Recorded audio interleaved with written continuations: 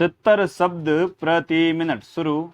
यदि कोई व्यक्ति बंदूक लेकर दूसरे व्यक्ति को मारने जाता है तो बंदूक का शिकार होने वाला व्यक्ति स्वयं की आत्म प्रतिरक्षा में गोली चला सकता है। चेंज जहां आक्रमणकारी तथा आक्रमण से आहत व्यक्ति दोनों ही उस स्थल से जहां उनमें लड़ाई हुई थी हटकर कहीं अन्यत्र चले जाते हैं तो ऐसे अन्यत्र स्थान पर कारित मृत्यु के अपराध के लिए अभियुक्त को प्राइवेट प्रतिरक्षा का बचाव उपलब्ध नहीं होगा। चेंज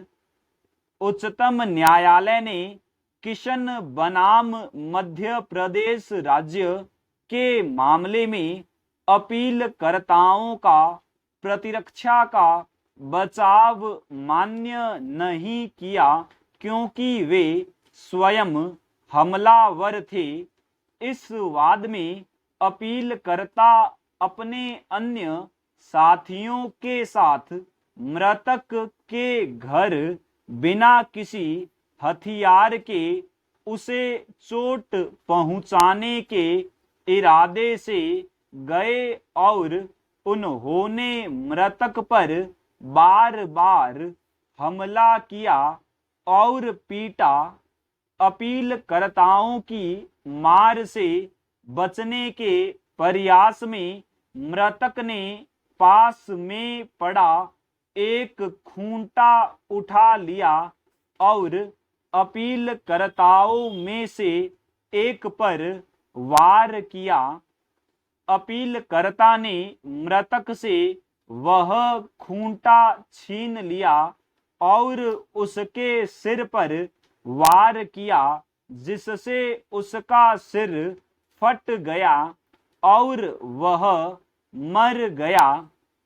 न्यायालय ने कहा कि अपीलकर्ता का यह तर्क स्वीकार किए जाने योग्य नहीं है कि मृतक के द्वारा चोट पहुंचाने के कारण उसे उस पर वार करना पड़ा जिससे उसकी मृत्यु हो गई।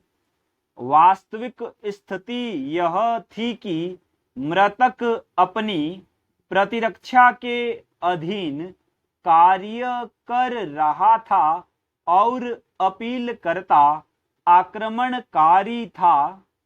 अतः न्यायालय ने अपीलकर्ता के प्रतिरक्षा के बचाव को अमान्य करते हुए उसे मृतक की हत्या का दोषी ठहराया। चेंज नूर मियां बनाम राज्य के मामले में जब अभियुक्त पर अनेक व्यक्तियों द्वारा विभिन्न शस्त्रों से हमला किया जा रहा था उस समय उसने एक हमलावर से हथियार छीनकर उस पर वार किया जिससे उस हमलावर की मृत्यु हो गई।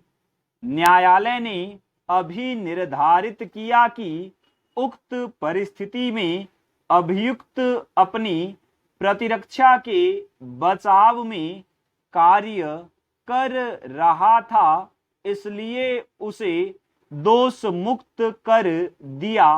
यद्यपि जिस समय अभियुक्त ने वार किया था उस समय मृतक बिना हथियार के था। चेंज दयाराम बनाम राज्य के वाद में यह निर्णित किया गया कि जहां कोई व्यक्ति किसी महिला को उसकी इच्छा के विरुद्ध बलपूर्वक उठाकर ले जा रहा हो तो उस महिला के हित चिंतकों से यह अपेक्षा नहीं की जा सकती थी कि वे पुलिस में शिकायत दर्ज कराकर पुलिस के आने की प्रतीक्षा में हाथ पर हाथ धरे बैठे रहें, अपितु वे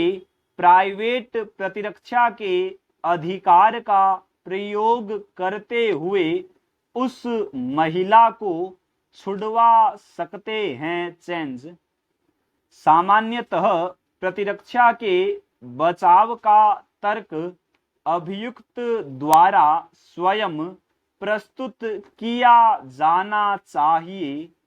यदि साक्ष्य के आधार पर न्यायालय को ऐसा प्रतीत होता है कि अभियुक्त आत्मरक्षा के बचाव के अधीन कार्य कर रहा था, तो वह इस तथ्य को विचार में अवश्य लेगा। मुंशी राम बनाम दिल्ली प्रशासन के मामले में उच्चतम न्यायालय ने विनिश्चित किया कि यदि अभियुक्त स्वयं प्रतिरक्षा का तर्क प्रस्तुत नहीं भी करता है, लेकिन अभिलेखों के साक्ष्य यह दर्शाते हैं कि अभियुक्त ने प्रतिरक्षा के अधिकार के प्रयोग में अपराध कृत्य किया है, तो उसे यह बचाव दिया जाना चाहिए। अभियुक्त द्वारा बिना किसी युक्ति युक्त साक्ष्य के जोर देकर प्रतिरक्षा के बचाव की मांग की जाने मात्र से न्यायालय उसके इस कथित बचाव पर विचार करने के लिए बाध्य नहीं होगा।